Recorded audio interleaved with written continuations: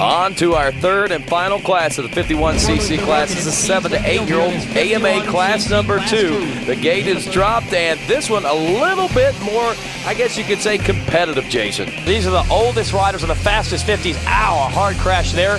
Number 58, Aaron Plessinger, getting off to a strong start here in this first moto, the 51cc 7 to 8-year-olds, but he has got a battle with Matthew Burkeen, the number 82. The battle for the lead early on here in the 7 to 8-year-old 50cc class.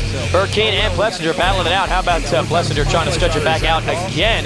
But Burkeen taking control early. Now the favorite coming into this class was Adam Cianciarulo, but he was injured just a couple of weeks before this race and was not racing out 100%. So now the battle is on for second here between Plessinger and Darren Walsh. Plessinger, by the way, the son of GNCC champion Scott Plessinger. Good to have him out here on the motocross track, and great to see him doing so well here in this 50cc class.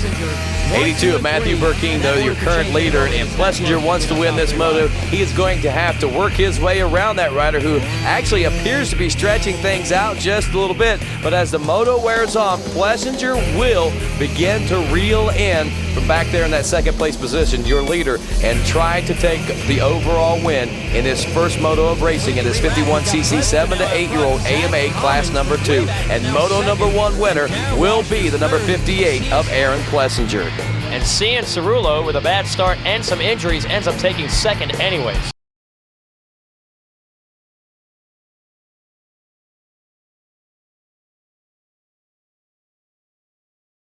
How we doing, YouTube? It's your boy Matty B. Welcome back to the channel, and as always, thank you all for tuning in. I really appreciate it. I bet you guys are wondering, what the hell happened in that moto? Where did I go? The year 2005 was a total disaster, heartbreak national, and I'll get a little bit more into it whenever I get to 2005. But we got the 2025 rendition of the Loretta Lynn's Amateur National kicking off next week. And I've raced the damn thing 12 times, so I figured this would be a fun time and a fun video to just go over all my years of Loretta Lynn's, the good, the bad, the ugly, and everything in between. I pretty much covered both ends of the spectrum, and then of course, I'll go over all the people that I grew up racing against. It's a fun who's who list of current champions, factory riders, people that disappeared and never made it, and can't miss kids that ended up missing. But this was a fun one to go through all my years at the ranch and all the fun memories of racing, and it all started back in the year 2002 on a PW50, my first year of racing. And funny enough, check out the middle of that picture, that's a 6-year-old Cooper Webb.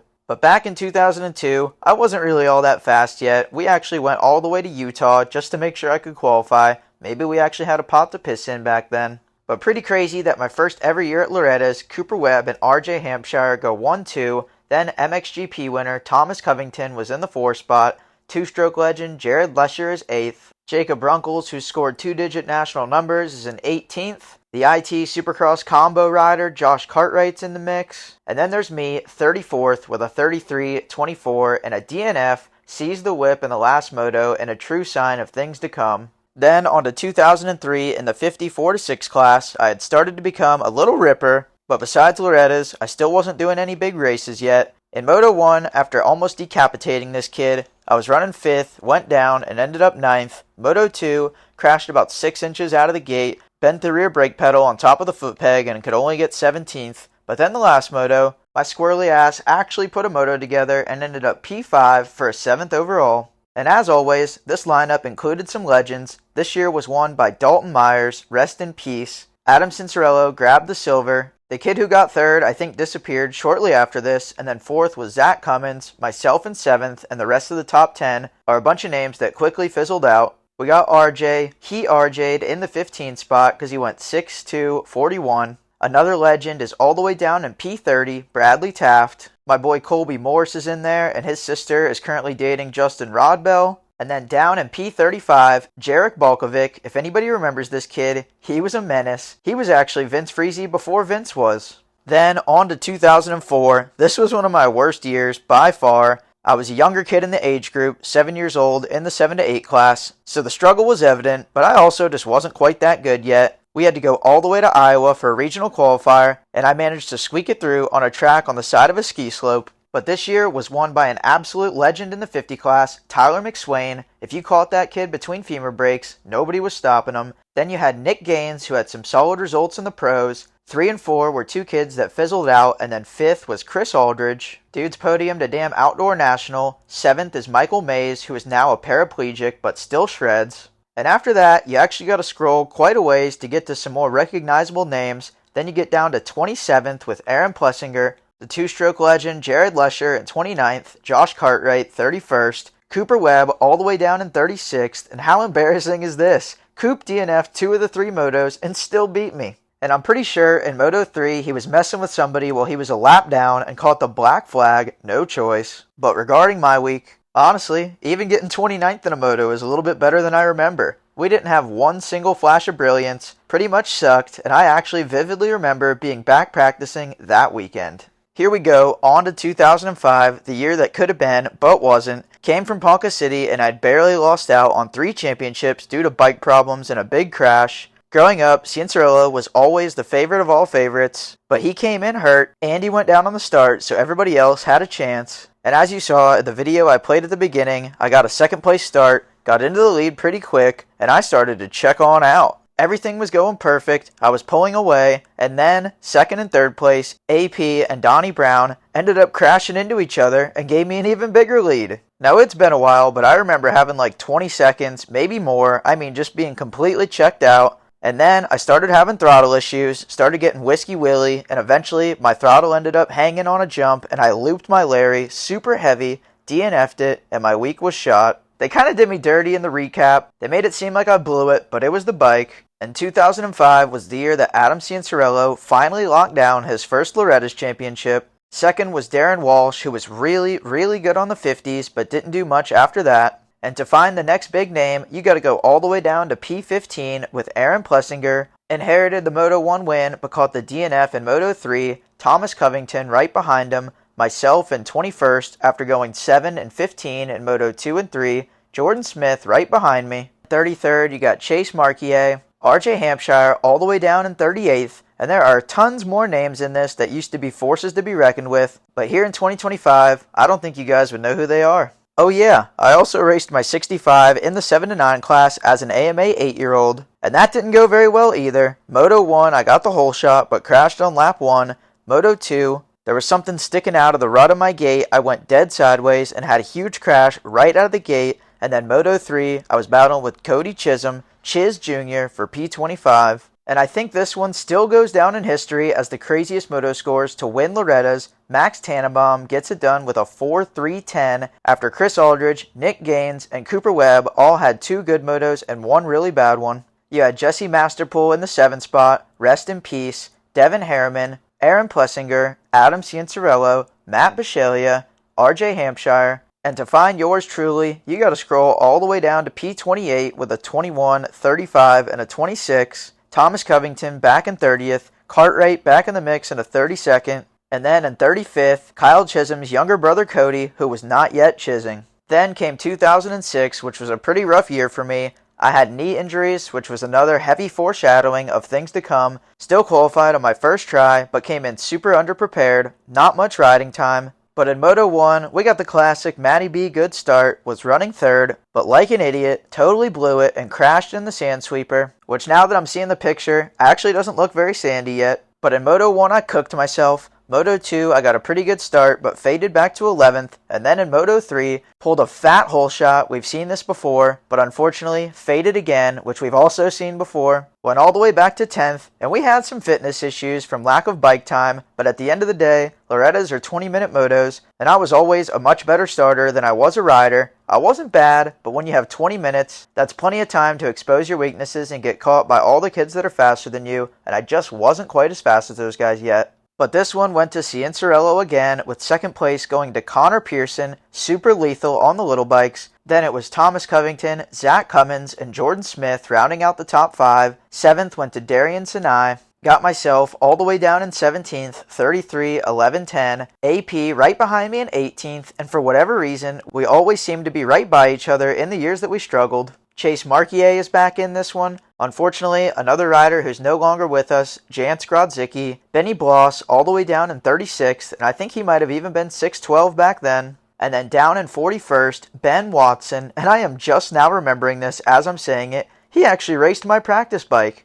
On to 2007, and this was a crappy year. I was the younger kid in the 10 to 11 65 and 7 to 11 85 classes. I was hurt in the summer and underprepared again. My dad was working for Cobra, and I was the lead development rider for them in their 65, and it was not good. And on top of all that, apparently Stevie Wonder put my goggle strap on. This year, I could have been good in the 65 class, but it wasn't going to happen on that machine. And in the 85 class, I just wasn't quite there yet. And in the 65, it was won by Jesse Masterpool with Connor Pearson and local legend Cody Cornwell rounding out the podium. Jordan Smith down in 14th with 2 good motos and a bad one. Another local legend, Keith Tucker in the 17th spot. Myself in 21st right behind Josh Cartwright. And this one was pretty brutal for me. Last place starts, was probably on the slowest bike on the track, no flashes of brilliance, and I even remember one lap coming around the mechanics area, and my dad had written "I'm sorry" on the pit board. Then, on to the 85 class. You could have gave me anybody's bike and I was getting worked, but top 3, Cianciarulo, Cooper Webb, and Matt Bisceglia, 3 big names. And then Max Tannenbaum and Jarek Balkovic, they were no slouches either.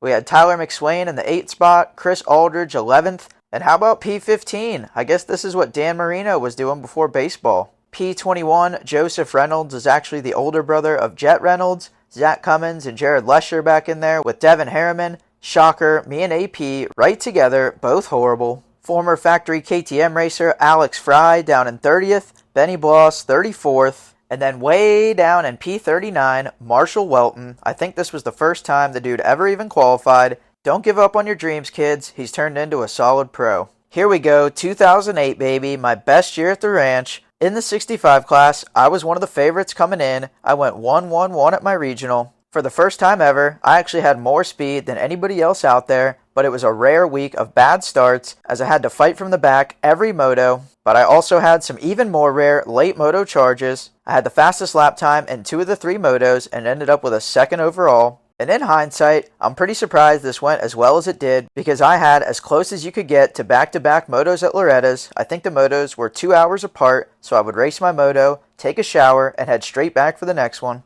But we went 4-6-2. I got edged out by Darian Sinai, who is now the manager of the KTM Orange Brigade Amateur Program. He also did some outdoors with the Pro Circuit Cowie team, so he's a ripper. And in this age group, most of the fastest kids will ride the 85 class, so the 65 class was an opportunity for me to try to snag a title. Still didn't make it happen. But even in this one, towards the bottom of the list, there are still some good guys like Jeremy Hand, Jerry Robin, Bradley Taft, and Henry Miller. And then I also raced an 85 class, played double duty racing the 65 and the 85, had no choice. First moto was horrible, second moto was a little better. In Moto 3, I got my only good start of the entire week, finally ran up front and ended up with a P7. And this year was dominated by Adam Cianciarulo and Thomas Covington, who won the other 85 class. Pearson and Myers were fast as hell too, with AP in 5th. Your boy was down in the 11th spot. Kind of feel like I got beat by some people I shouldn't have got beat by, but that's on me. Didn't ride good enough. Zach Bell's brother Chase is in there. My boy Josh Moseman in 21st. I think he might have even already been writing MXA articles all the way back then. Lorenzo Lucurcio had made his way to the States and was in 26th. Brandon Hartraff's brother Jake in 33rd. We even had a handful of people get 88th. Honestly, that's pretty impressive. Next up, 2009, another year at the younger end of the age group, and this was probably one of my toughest years at the ranch. Kids had started training full-time while I was still in school full-time. And in this age group, pretty much every kid is going to be in these classes, so it was stacked. In the stock class, got bad starts all week, rode around mid-pack all week, and didn't really do much. But in the mod class, on a not-so-mod bike, I ripped a good start in every moto, but just wasn't quite fast enough to hang with those top 10 kids. But we did what we could and tried to hang in there. In the stock class, top 3 were Adam Cianciarulo, Thomas Covington, and Junior Hill. Colton Ford and Cody Chisholm rounded out the top 5, and then you had Daniel Baker, rest in peace, Nick Gaines, Chris Aldridge, Keith Tucker, Jesse Masterpool, Brandon Leith, Aaron Plessinger, Josh Moseman, Jordan Smith, myself in 19th.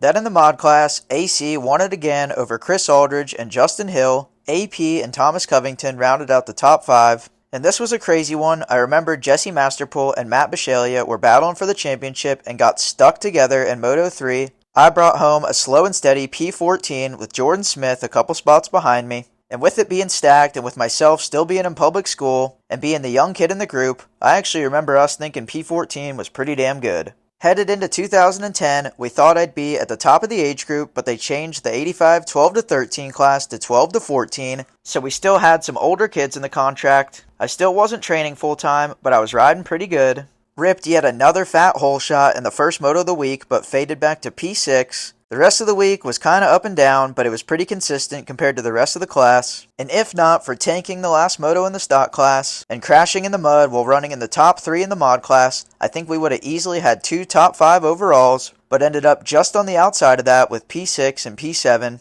And the stock class was taken by Chris Aldridge, a year older, and stayed down in the class to get a title over Jordan Smith and Chase Bell, 6, 7, 14 for 7th overall for myself. And then we got some rippers kind of mired back like Justin Heft in 12th, Henry Miller in 16th, Alex Fry in 20th, Jeremy Hand all the way down in 31st with Jerry Robin 35th, and then how about this? Way down in 40th, Cameron McAdoo. Like I said, kids, never give up. And then the mod class, it was actually taken by an AMA 12-year-old, Steven Gretchen, who I believe had quit racing a year later. Jordan Smith let it slip through his fingers with Chase Bell, Darian Sinai, and Cole Barbieri rounding out the top 5. I ended up with a P6 with a 14.99 with some wild math. I believe son of Keith Turpin, Brad Turpin, is down in the 20 spot. And despite some inconsistency and mistakes for where we were at with the program, which was almost non-existent, I remember we were pretty happy with leaving the ranch with 2 top 10s and being really close to a couple of top 5s.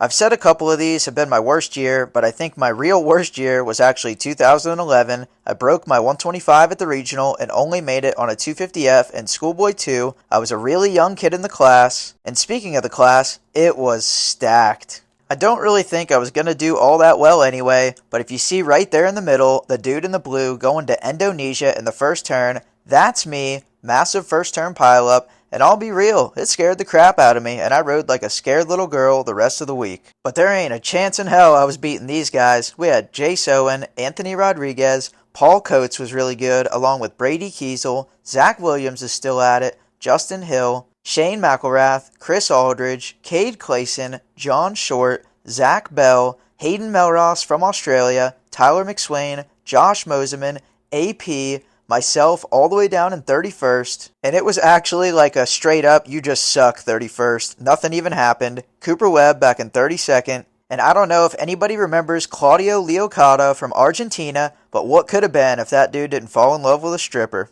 On to 2012, my last year of actually getting to race at Loretta Lynn's. The program was in financial ruins. I qualified on and raced a borrowed Honda 450, and I was still only AMA 15. AMA rules don't even allow that anymore. I would be too young. But by now, I think you guys have kind of come to figure out that this is a common theme. Came in super underprepared, only got to ride for the last week and a half of the summer leading up to Loretta's, so we weren't ready for anything. Except for pulling hole shots, we do that in our sleep, no damn choice. But in the stock class, I somehow got 2 of the 3 hole shots with no hole shot device on a 450, but I rode like crap, I faded heavy, and only ended up with a 7th overall. In the mod class, huge crash on lap 1 on the landing of a jump, and that was pretty much it for that class. Still gave her all I had in Moto 2 and 3, but wasn't really enough to open any eyes or really do anything impressive at all.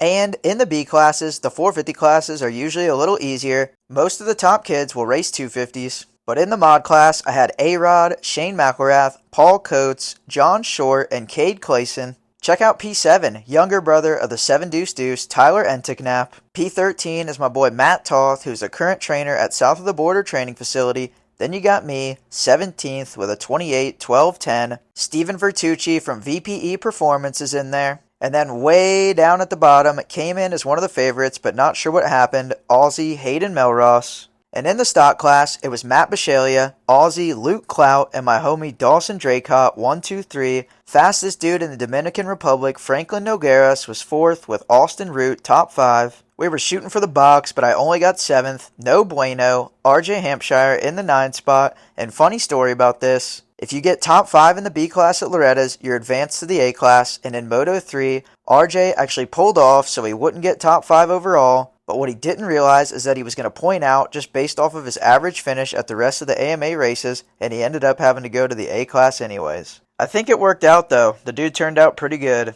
Then into another year that could have been, In 2013, I had support, I had great results for the rest of the year, I won my regional, and I was as ready as I've ever been before. Set the fastest lap time in my first practice in the morning, but in the second one, hit a kicker, went to Indonesia, broke my wrist, and just like that, that was the end of my run at a potential championship in the B class. But that ended up being the year where it was an absolute total mudfest the entire week, and in hindsight, I can confidently say that I wouldn't have won. AP went 6 for 6, and I wasn't going to beat him on the 250, and in the 450 class, Tyler McSwain was a mud god. He won by 3 to 5 business days, and if it was dry, I definitely had a chance, but in the mud, I wasn't touching him.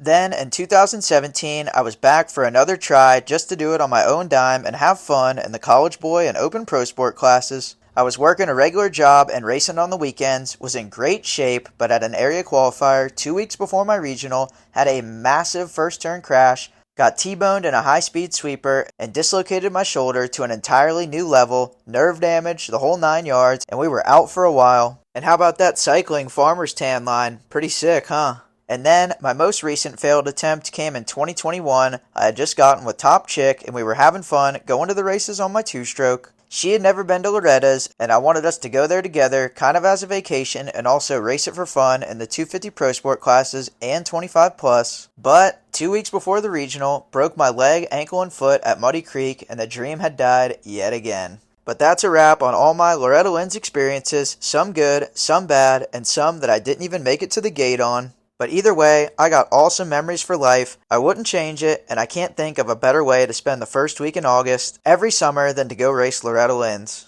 But if you made it this far, huge thank you to you guys for tuning in. Really hope you guys enjoyed the video, and let me know what you think in the comments. If you liked this, if you thought it was stupid, or anything in between, we're here for all of it, but I appreciate you guys. Thanks again, and I'll catch y'all next time.